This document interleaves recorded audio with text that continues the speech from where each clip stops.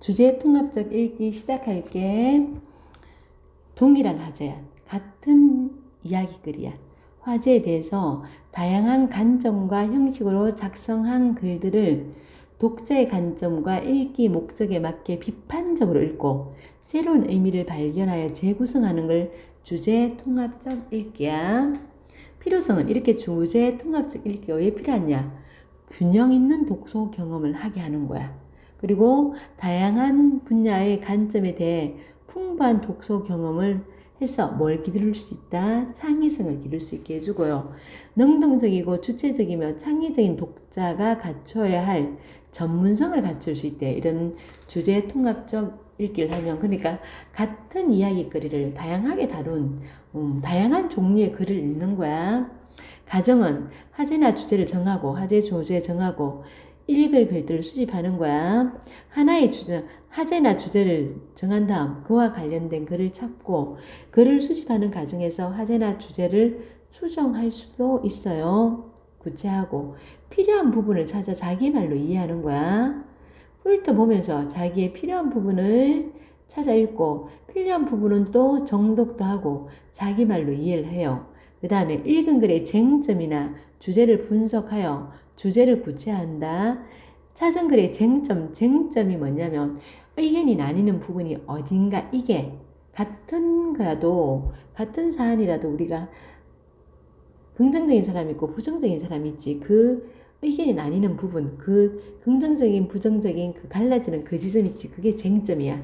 쟁점이 무엇인지, 놓치고 있는 문제가 무엇인지 분석하고 쟁점이나 문제 분석을 통해 자기 스스로 주제 의식을 구체하고 자기 생각을 이제 확정하고 구성하여 뒷받침하기. 주제에 관한 자기 나름의 생각을 확정하고 구성하여 분명하게 제시하고 읽은 글의 내용을 근거 자료로 활용하여 자기 생각을 뒷받침하면 됩니다. 방법은요, 동일한 화제에 대해 서로 다른 관점을 지닌 글을 대조하며 읽기, 비슷한 주제를 담은 다양한 형식의 글을 비교하면서 읽기. 그러니까 동일한 화제에 서로 다른 관점에 대해서 우리 이제 같이 보고, 그 다음에 비슷한 주제는 비슷한데 다 긍정적인 입장이면 그 형식이 다양한 거, 설명문이라 읽는다든지 아니면 소설을 읽는다든지 아니면 논설문을 읽는다든지 이렇게 다양한 형식의 글을 읽으면서 비교하며 읽으면 의미 있는 정보를 선별하고 정보 간에 상충하거나 모순되는 점을 평가하고 그리고 자신의 생각으로 재구성하면 됩니다. 읽기 목적에 따라서 무조건 다 정독할 필요는 없어요. 근데 읽기 목적에 따라서 훑어읽기도 되고 해석하면 읽기도 되고 비판하면 읽기도 됩니다.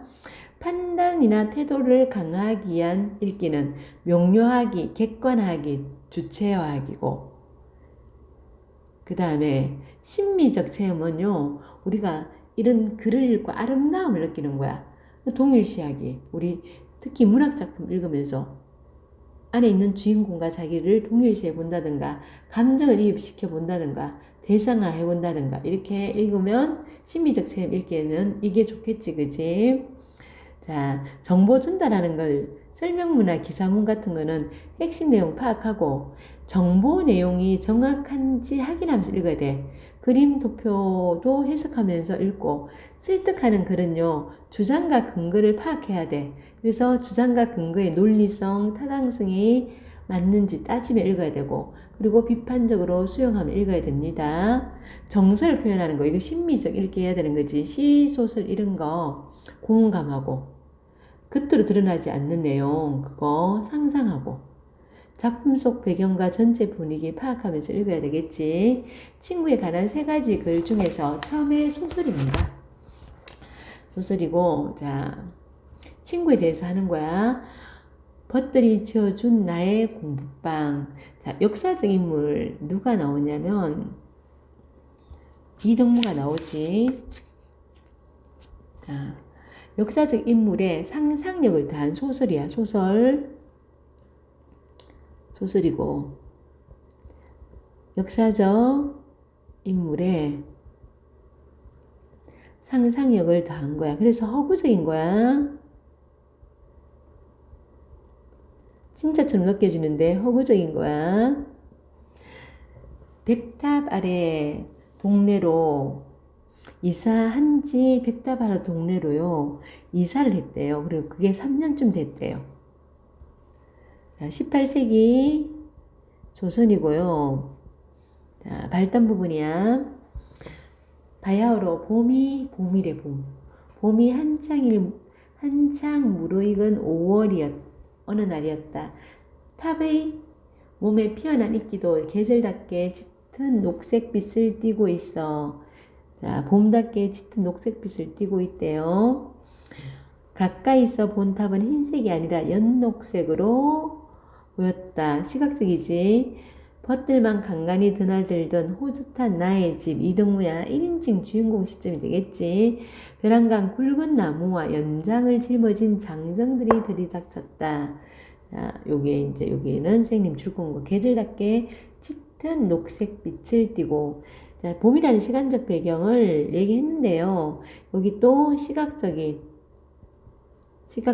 녹색빛, 시각적인 심상을 통해서 봄을 다시 한번 더 얘기해주고 있지. 우리 집은 사람들이 어쩌다 한 번씩 오는데 갑자기 이제 막 나무와 연장들이 막 들어오는 거야.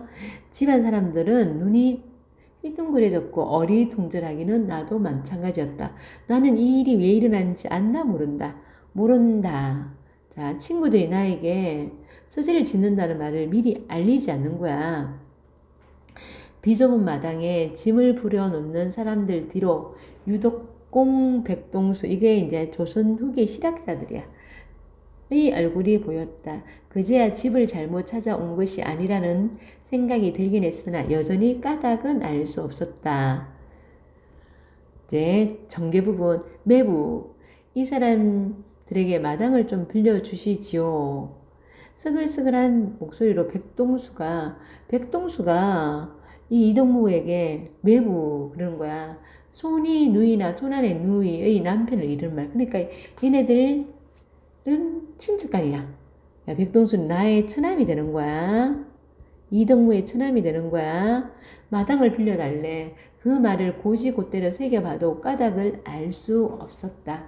하필이면 비좁은 내 집의 마당을 빌려달라니 차라리 집 밖 빈터가 더 넓지 않은가 이런 생각을 하고 있는데 유독공이 겸연쩍게 적은 표정을 지으며 덧붙였다. 우리 유독공 바래고 지은 사람.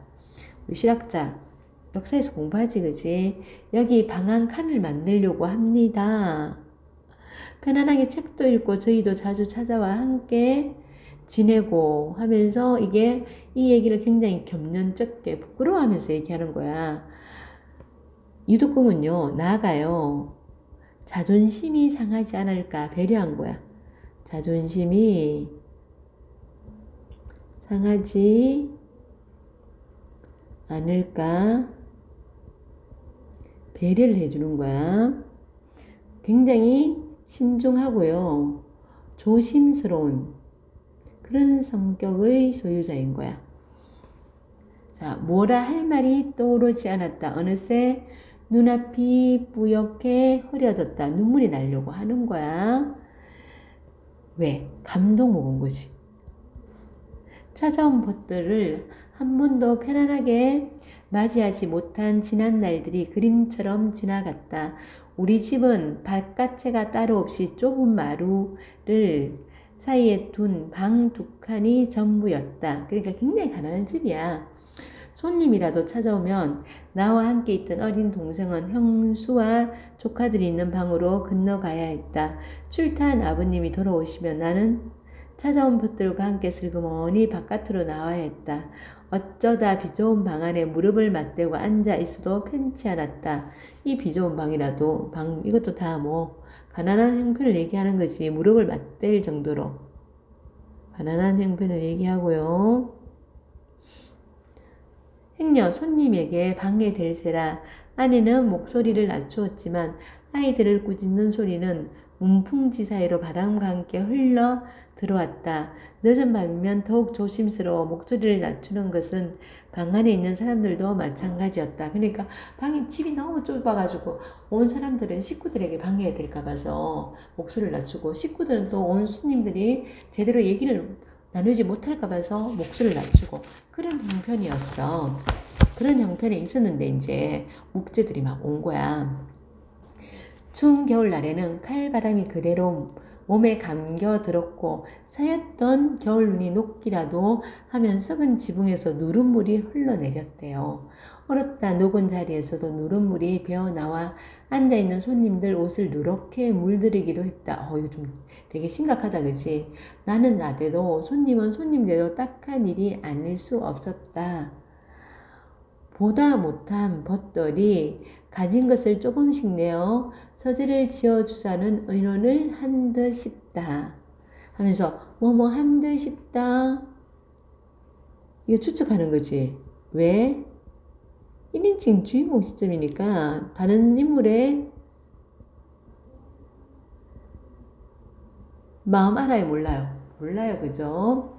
얼마 전 백다발에 사는 또 다른 벗 서상수의 집에서 꽤 많은 책들이 서적상으로 실려 나갔다는 소리를 들었다.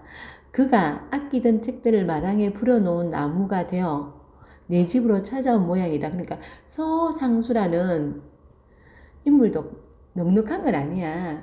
그래서 이 이덕무의 집을 짓는다니까 나도 그러면 좀 보태야지 그러면서 자기 책을 갖다가, 아끼던 책을 갖다가 팔아가지고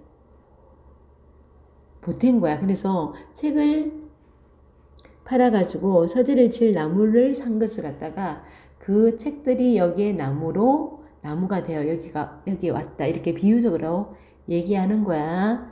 다른 것들도 넉넉한 형편이 아닌 거야. 저 속에는 그들의 책도 제법 들어 있을 것이다. 저 나무 속에는 친구들이 자기 가진 것을 팔아가지고 돈을 내서 장만해 온 것이야. 이렇게 생각하는 거지, 추측하는 거지. 이곳의 일은 저 사람들에게 맡겨두고 저희 집으로 가시지요. 고개를 떨어뜨리고 생각에 잠겨 있는데, 자, 미안함과 고마움으로 이렇게 생각에 잠겨 있는 거야. 유독공이 내 팔을 끌었다. 일꾼들은 어느새 부지런히 땅을 고르며 굵은 제목을 손질하고 있었다. 돌아가는 형편을 눈치챈 아이들은 환한 표정으로 그 주위를 빙빙 돌았다. 아이들도 좋은 거야. 새로 집 짓는다니까 환한 표정으로, 기쁜 표정으로 기쁜 거야. 자그마한 서재 한 채를 짓는 데는 그리 오래 걸리지 않았다.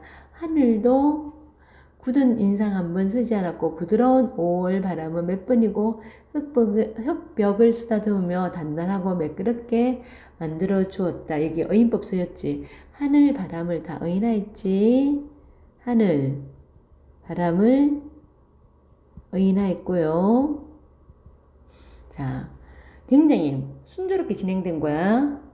여기에 하늘도 굳은 인상을 한번 쓰지 않았다. 그러니까 공사하기 좋은 날씨인 거야. 공사하기 좋은 날씨고요. 자, 순조롭게 공사가 진행된 거지. 그달이 다 가지 않아. 5월이 다 가지 않아. 내 집 마당에는 새로 집 한 채가 자리를 잡았다. 방 하나가 전부인 건물이지만 새로 올린 지붕의 풀 냄새가 향긋하고 종이로 바른 흙벽이 볕들의 마음처럼 은은하고 정겨웠다. 자, 서재를 지어주면서 생색도 안 냈지, 그지? 그리고 오히려 뭐 막 부끄러워 겸연쩍어 했잖아, 그지? 그런 것들의 마음이 향긋하고요, 은은하고 정겨운 것으로 느껴지는 거야. 마침내 서재가 완성된 날 볕들이 내 집에 모여들었다. 아내는 모처럼 조촐한 술상을 차려내왔어요. 집을 짓는 틈틈이 밤새워 바늘을 놀려가며 애써 마련해 둔 것이라 술상 차려줘야지 하면서 열심히 이제 또 더 많은 일을 했는 거야. 자, 이거 추측하는 거지. 친구들을 대접하기 위한 아내의 노력이지, 그지? 아내의 노력. 여기에 벗들이 저마다 들고 온 꾸러미를 펼쳐 놓으니 벗들도 이제 음식 하나씩 갖고 왔나 봐. 잔치상이 따로 없었다. 엄청 멋진 잔치상이 되었다는 거야. 여전히 서로 무릎을 맞대고 앉아야 할 만큼 좁은 방이었지만 나에게는 온 세상을 차지한 것처럼 넓기만 했다. 왜? 친구들의 따뜻한 마음이 느껴졌기 때문에 친구들의 따뜻한 마음이 느껴졌기 때문이고요. 소설입니다. 소설이고요. 문학분야지, 그지? 어떻게 읽으라고? 공감하면서 읽으라고. 친구의 처지를 생각하며 배려하는 우정의 모습이고, 이등무가 주인공이지. 그의 시점에서 1인칭 주인공 시점이지. 사건을 수술하고요.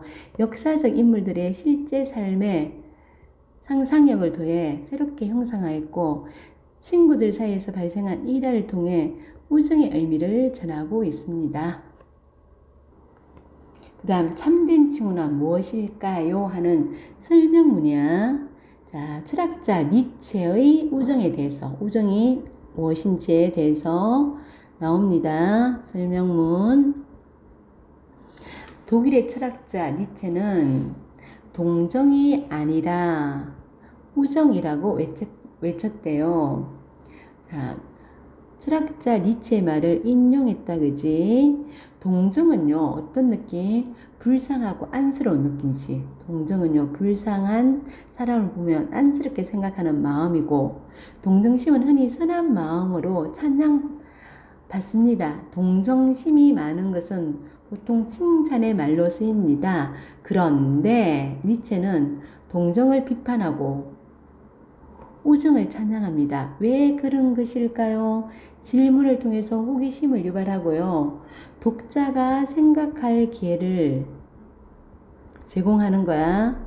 생각할 기회를 제공하고, 그리고 화제를 왜 그런가요? 왜 그럴까요? 하면서 화제를 집중시키고, 그리고 이제 대화하듯 서술할 거야. 왜 그럴까요?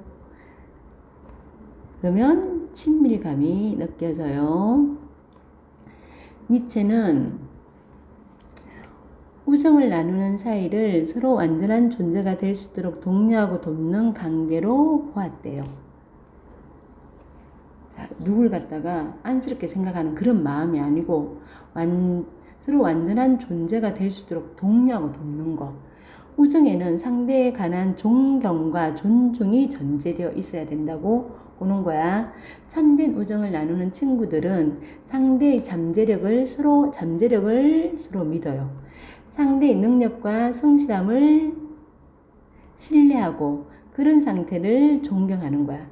그럼 상대를 동정할 때는, 참된 우정을 나눌 때는 이렇고요. 그러면 동정할 때는 어떨까? 동정할 때는요, 동정할 때 그들을 도울지라도 그가 홀로 설 수 있다고 확신하지는 않아요. 예를 들어 헐벗은, 자, 예를 예시를 줬지, 그지? 자, 뭘 예를 들냐면 동정에는요, 우리 우정에는 존경과 존중이 있잖아, 그지? 근데 동정에는요, 존중과 존경이 없는 이유를 예로 제시하고 있어요. 예로 제시하고 있습니다. 예를 들어 헐벗은 차림으로 구걸하는 사람에게 1,000원짜리 한 장을 줄 때 우리는 그 사람이 그것으로 구걸 생활을 그만둘 것이라고 생각하지 않습니다. 우리 우정은 뭐라 그랬어? 우정은 완전한 존재가 될 수 있도록 독려하고 돕는 거라 했지. 근데 동정할 때는 그런 게 없다는 거야. 그냥 그 사람이 한두 끼 밥을 먹고 연명하는데 도움이 되기를 바랄 뿐이야. 니체가 상대를 대할 때 동정이 아니라 우정을 바탕으로 해야 한다고 주장한 이유가 바로 여기에 있습니다. 동정에는 상대에 관한 믿음과 존중이 들어있지 않습니다. 상대가 설령 큰 실패로 좌절에 빠져 있더라도 진정한 친구는 그가 다시 일어설 수 있다고 믿습니다. 그러면서 친구가 다시 일어설 수 있는 방법을 함께 찾습니다. 그런데도 여전히 친구가 좌절에 빠져 있으면 친구를 위로하기도 하고 혼내기도 하면서 다시 일어설 수 있도록 독려하는 거야. 이게 어떤 태도야? 존중하고 존경하는 우정의 태도지, 그지? 존중하고 존경하는 우정의 태도고, 자, 근데 동정할 때는 어떻게 해요? 그냥 돈 1,000원 하나 주고 이렇게 많이 두 개가 대조를 이루지, 그지? 대조를 이루고 있습니다. 니체는 짜라투스트라는 이렇게 말했다. 이거 니체가 만든 책이야. 지은 책이야. 그래서 다음과 같이 말합니다. 그대에게 고통받는 친구가 있다면 그의 고민과 휴식처가 되도록 하라. 그러나 딱딱한 야전 침대가 되도록 하라. 그러면 그대는 그에게 가장 유용한 존재가 될 것이다. 고민에 빠져 있는 친구, 휴식처가 돼. 그럼 위로돼주고요. 딱딱한 야전 침대가 되라는 것은 충고돼주라는 거야. 이 말에서 눈여겨볼 대목이 있습니다. 니체는 그 친구에게 딱딱한 야전 침대가 되라고 말합니다. 병상용 침대와는 달리 딱딱한 야전 침대는 전쟁터에서 일시적인 휴식을 취하는 데 사용하죠. 본래 건강한 사람은 야전 침대에서 잠시 휴식을 취하고도 쉽게 기력을 회복합니다.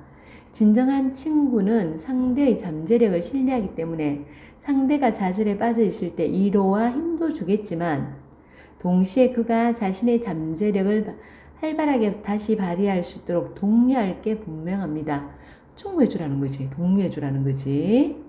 그지? 이런 의미에서 진정한 친구는 상대에게 환자가 눕는 병상용 침대가 아니라 야전 침대가 되어야 한다는 것입니다. 이 야전 침대가 독려하는 거지. 이게 이제 고통받는 친구를 대하는 바람직한 자세야. 친구를 대하는 바람직한 자세고, 또 니체는 우정의 가장 근본적인 특성 중 하나가 동락이라고 봅니다. 같이 즐기는 거, 기쁠 때 같이 즐기는 거. 타인의 고통을 함께 느끼는 것은 그리 어렵지 않습니다. 하지만 타인의 기쁨을 함께 느끼는 것은 꽤 어렵습니다. 요게 동락이야. 같이 기쁨을 느끼는 거. 우리 모두에게는 자신이 남들보다 우월해지기를 바라는 마음이 있습니다. 또 타인의 성공을 시기하는 마음도 강하게 자리하고 있습니다. 우리가 동정을 느끼는 사람들은 나의 자존심과 자부심을 상하게 하지는 않습니다. 그렇지. 동정을 느끼는 사람은 나의 자존심과 자부심을 상하게 하진 않지. 오히려 우리는 은연중에 그 사람과 달리 불행한 처지에 빠지지 않은 자신의 처지에 만족감을 느끼기도 합니다. 그렇지. 나는 쟤네들하고 내가 도와줄 수 있어서 너무 좋은 거지, 그지?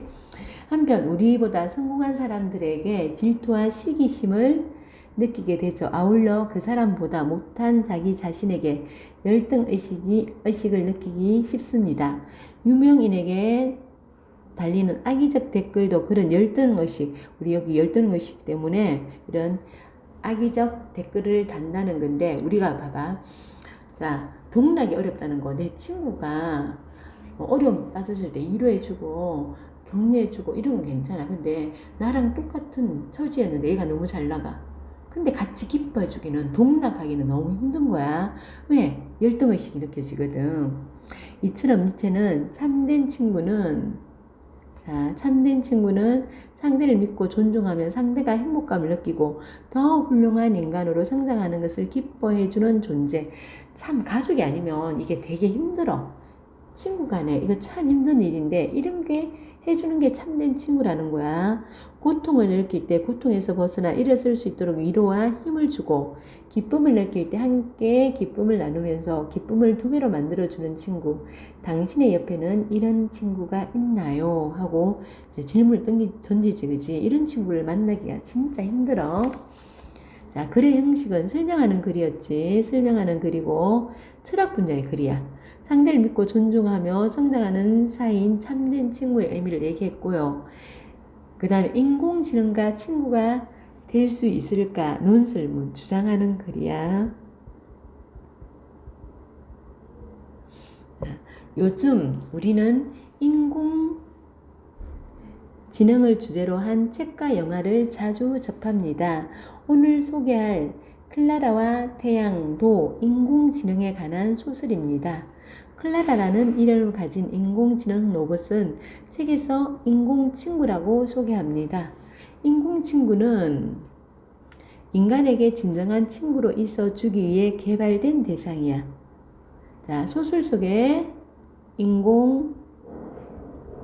인공친구의 개념이야. 가게의 진열장에서 인간에게 입양되기를 기다리던 클라라는 조시라는 어린아이가 사는 가정에 입양됩니다. 조시는 몸이 아픈 아이로 클라라는 조시의 친구가 되어줍니다. 그럼 한번 질문해 봅시다. 우리가 인공지능 로봇이 있는 미래를 그릴 때 왜 인공지능 로봇을 친구로 삼는 상상을 하는 것일까?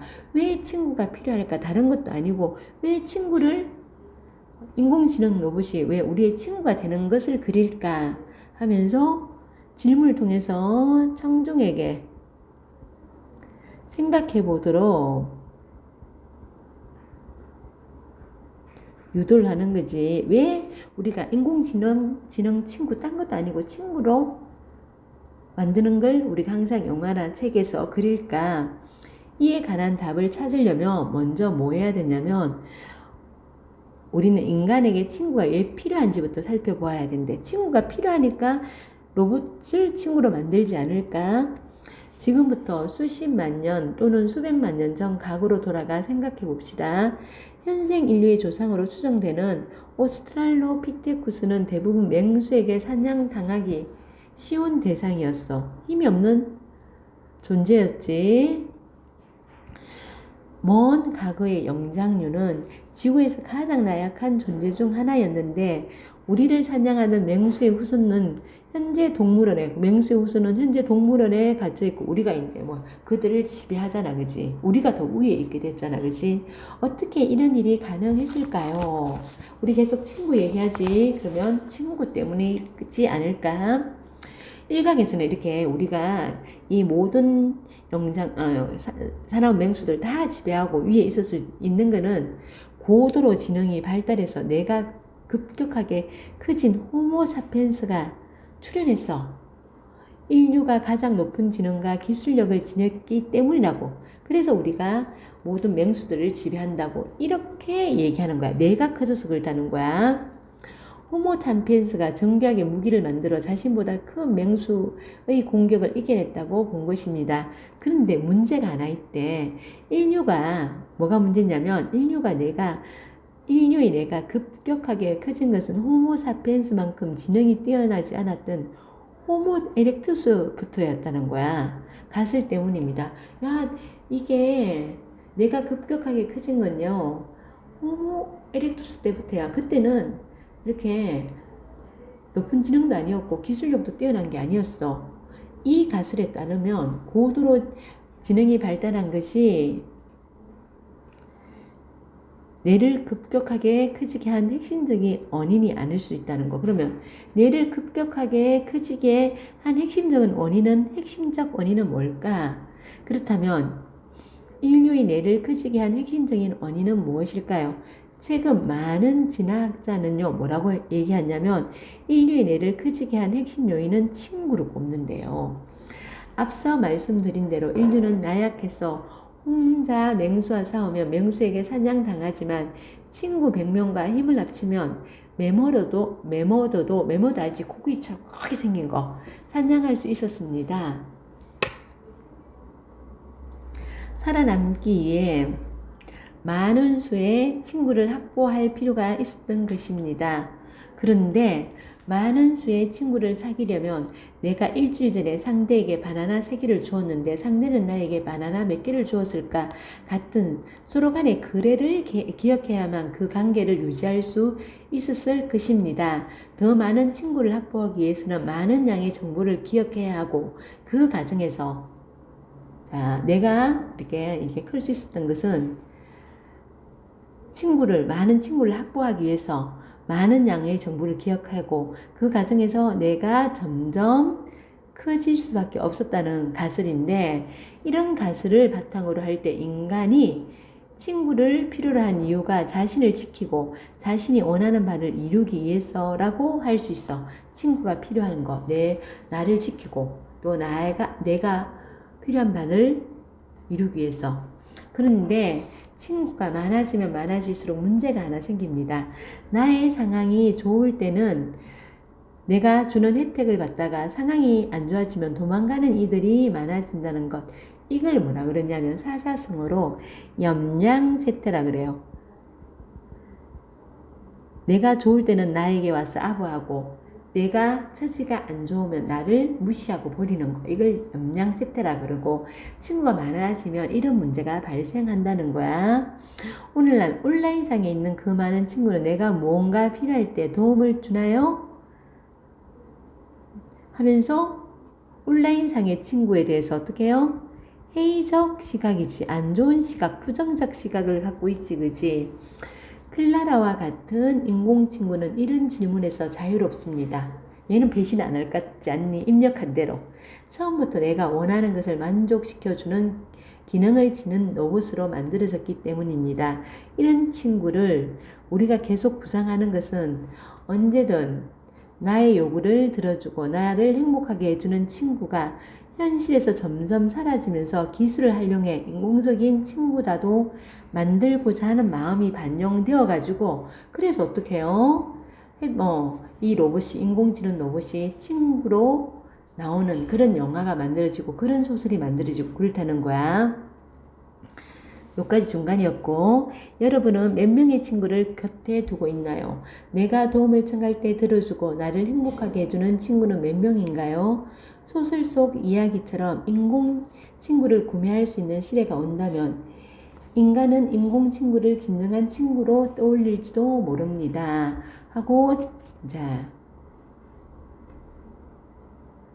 주장하는 글이지, 그지? 이건 과학 분야고요. 진정한 친구를 원하는 인간의 뇌와 인공지능 친구의 가능성.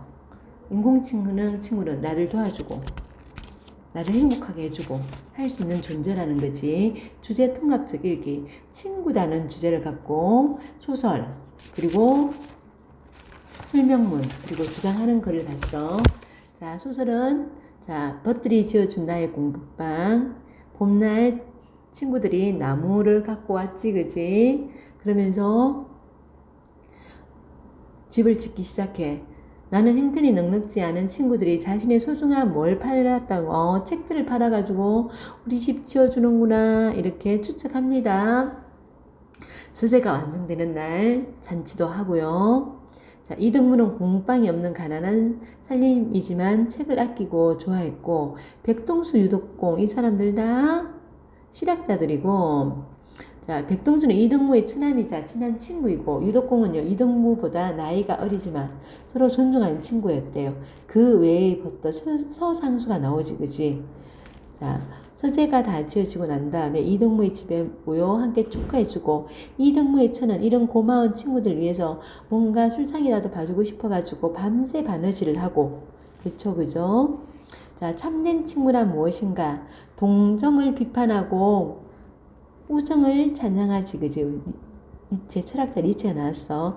우정과 동정은 차이가 있지. 이제 우정은요, 친구의 잠재력을 보고 친구가 그 잠재력을 발휘할 수 있도록 독려하는 거고, 동정은 그냥 도와주고 안쓰러워하는 친한 마음이지, 그지? 그리고 진정한 친구는 고통을 함께하는 것뿐만 아니라 동락을, 기쁨을 함께 즐길 수 있는 친구가 진짜 진정한 친구라는 거고, 그 다음에 딱딱한 얕은 침대는 뭐야? 자, 딱딱한 얕은 침대. 고통받는 친구를 대하는 바람직한 태도를 얕은 침대에 빗대었지, 그지? 얕은 침대는 우리 전쟁터에서 일시적으로 쓰는 침대야. 일시적인 휴식을 취하는 데 사용하는 침대인데, 자, 진정한 친구는 얕은 침대에서 잠시 휴식을 취하듯 고통받는 친구를 위로하며 힘을 주는 동시에 친구가 자신의 잠재력을 발휘할 수 있도록 독려해야 된다는 거고, 그리고 인공지능과 친구가 될 수 있을까 하면서 친구가 등장하는 소설, 인공지능 로봇 친구가 등장하는 소설. 근데 왜 하필이면 친구일까? 친구일까? 그게는 인간의 뇌가 급격하게 커진 원인이 친구들 때문이다. 친구가 핵심적인 원인이다. 인간들이 인공 친구를 만드는 까닭이 이런 친구가 필요했어이다.